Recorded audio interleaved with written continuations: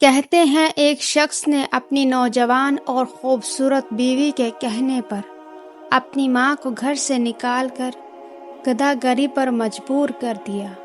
بوڑھی ماں بیچاری ایسے ستم پرستی کے حالات میں 2 دن میں ہی مر گئی۔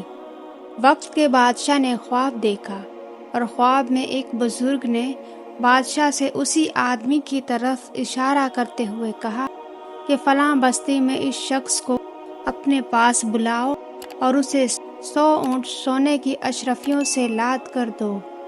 بادشاہ غور کرنے والوں میں سے تھا۔ اسے پتہ چل گیا تھا کہ اس کا خواب عام خواب نہیں ہے اور کسی بات کی طرف اشارہ ہے، چنانچہ اس نے اپنے دانا وزیر کو اپنا خواب بیان کیا۔ وزیر نے بادشاہ سے کہا، بادشاہ سلامت، اگر اس بستی میں وہ آدمی رہتا ہے جو آپ کو خواب میں بتایا گیا ہے تو آپ کے خواب میں ضرور کوئی حکمت چھپی ہوئی ہے۔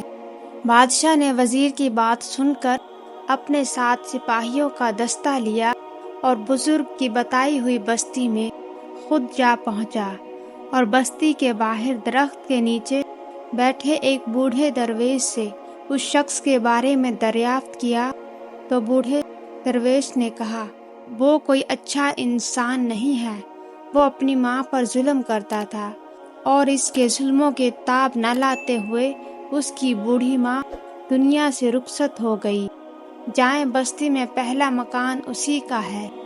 بادشاہ جب اس شخص کے دروازے پر پہنچا تو وہ شخص بادشاہ کو دیکھ کر خوف زدہ ہو گیا۔ اسے لگا کہ بادشاہ اب اسے اس کے اعمالوں کی سزا دے گا، مگر بادشاہ اسے اپنے ساتھ محل لے کر آیا اور اسے 100 اونٹ سونے کی اشرفیوں سے لاد کر انعام کے طور پر دیے، جنہیں پا کر ظالم کی تو لاٹری لگ گئی۔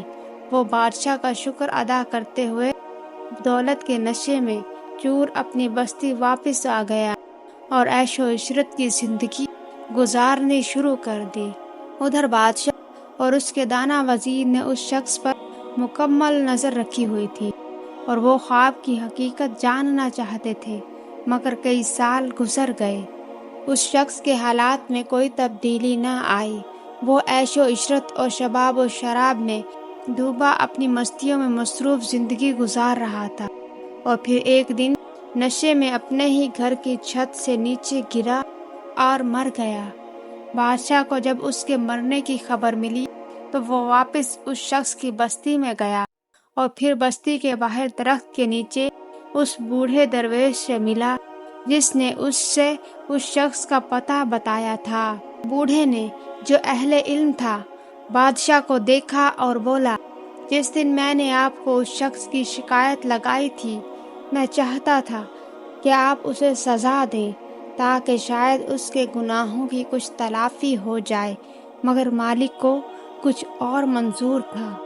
بادشاہ نے بوڑھے سے پوچھا، مالک کو کیا منظور تھا محترم؟